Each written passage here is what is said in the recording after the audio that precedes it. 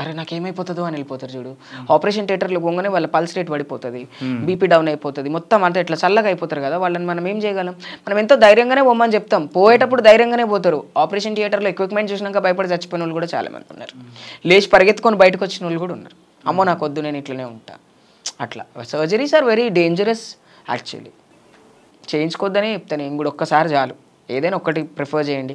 ఇప్పుడు ఏముంది, ముక్కు బాగాలేదంటే ముక్కు చేయించుకుంటున్నారు, జాలైన్ బాగాలేదంటే జాలైన్ చేయించుకుంటారు, ఫోర్ హెడ్ బాగాలేదంటే ఫోర్ హెడ్ చేయించుకుంటున్నారు, స్కిన్ టోన్ బాగాలేదంటే స్కిన్ టోన్ కోసం సర్జరీ చేయించుకుంటున్నారు. అసలు నన్ను అడిగితే ప్లాస్టిక్ సర్జన్స్ ఒకప్పుడు ఆడవాళ్ళే చేయించుకునేవాళ్ళు, ఇప్పుడు రేషియో అసలు ట్రాన్స్ఫర్మేషన్స్. ఇప్పుడు మనకి ఇక్కడ దెబ్బ తగిలి నార్మల్గా కుట్లేసి సర్జరీ చేస్తే అది కూడా కనబడకుండా ఉండడానికి ఉంటే మనకాడ స్పర్శ తెలుస్తుంది, అంటే పార్ట్ వర్క్ చేయట్లేదని. ఇప్పుడు కొంతమంది లిప్స్కి, ముక్కుకి, కన్నుకి, చెవుకి ప్రతి ప్లేస్లో ఇంజెక్షన్ చేసుకుంటారు కదా. సో మన బాడీలో ఆ పార్ట్ ఉన్నట్టు ఫీల్ తెలుస్తుందా సర్జరీ అయితే?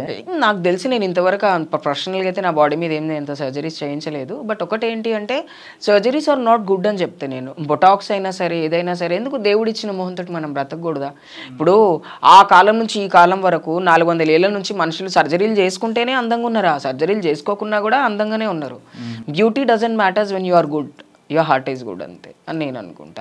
I prefer no surgeries. చాలు, ఒక బాటమ్ సర్జరీ చేయించుకుంటే చాలు మనిషి బతకడానికి, సర్వైవ్ అవ్వడానికి ట్రాన్స్ కమ్యూనిటీలో అని చెప్తాను నేను ఎవరికైనా. Don't go through more surgeries.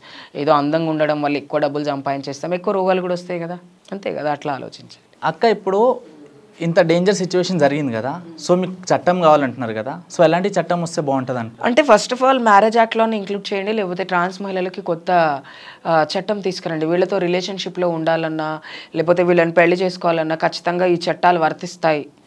ఇప్పుడు రేప్ చట్టం ఉంది, దాన్ని న్యూట్రల్ చేయండి అని మేము ఎప్పటి నుంచో అడుగుతున్నాం. రేప్ లా అని చేయట్లేదు, అది ఓన్లీ ఆడవాళ్ళకి అంటున్నారు. మరి మా పైన రేపులు జరిగితే దాన్ని ఎట్లా తీసుకోవాలి మేము అనేది ఒకటి. అండ్ 2019లో కానీ వచ్చిన ట్రాన్స్జెండర్ యాక్ట్లో కూడా కొన్ని చేంజెస్ తీసుకురావాలి. చాలా మనకి వచ్చినాయి చట్టాలు, కానీ అవేవి ఎక్కడ మన తెలుగు స్టేట్స్లో ఇంకా ఇంప్లిమెంట్ కాలేదు. సో నేనేమంటాను అంటే మ్యారేజ్ యాక్ట్లో ట్రాన్స్ఫర్మేషన్ని ఇంక్లూడ్ చేయండి, లేకపోతే పెళ్లి చట్టంలో తీసుకురండి. మమ్మల్ని పెళ్లి చేసుకోవాలన్నా, మాతో రిలేషన్షిప్లో ఉండాలన్నా లీగల్గా ఏదైనా ఒక సిగ్నిఫికెన్స్ లైక్ లీగల్గా మేము ఇప్పుడు రిజిస్టర్ ఆఫీస్లో వెళ్ళి మేము పెళ్లి చేసుకుంటే అది లీగల్ అవుతుంది. మరి మ్యారేజెస్ని యాక్సెప్ట్ చేస్తే ఇలాంటి ఫస్ట్ ఆఫ్ ఆల్ అప్పుడు మాకు కూడా ఒక క్లారిటీ ఏముంటుందంటే, ఆ పెళ్లి చేసుకుందామంటే సరే మరి మరి మాకు కూడా చట్టం వచ్చింది కదా, చట్టం ప్రకారం పెళ్లి చేసుకుందామని మేము కూడా చెప్పగలుగుతాం. ఎటువంటి చట్టాలు లేకపోవడం వల్లనే ఎంతోమంది హిజ్రాలు చనిపోతున్నారు కదా. ఊరేసుకొని స్వప్న చచ్చిపోయింది, ఇప్పుడు ఈరోజు దీపు చచ్చిపోయింది, అంతకుముందు నిష చచ్చిపోయింది, ఎంతమంది చచ్చిపోయారు. ఇట్లా చాలా మంది మొగుడు మోసం చేయడం వల్లనే చచ్చిపోయినరు, వాడు మోసం చేసి వెళ్ళిపోవడం వల్ల చచ్చిపోయారు. కానీ ఇది అట్లా కాదు కదా, కిరాతకంగా వీడు ముక్కలు నరికి చంపిండు.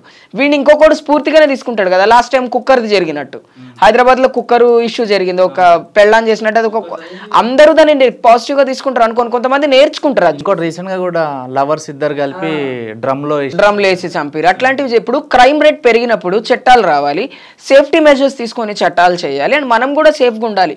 నేను ఎన్నిసార్లు చెప్తా, మా కమ్యూనిటీకి అయితే ప్రత్యేకంగా చెప్తా నేను, వాళ్ళు ఒకవేళ నిజంగా పెళ్లి చేసుకుంటా అంటే మనతో 4 ఏళ్ళు ఉన్నాడు కదా, ఆ 4 ఏళ్ళు ఎన్నో మంచి మెమరీస్ మనకు లైఫ్లో ఉంటాయి కదా, వాటిని మనం గుర్తు చేసుకొని బతకొచ్చు.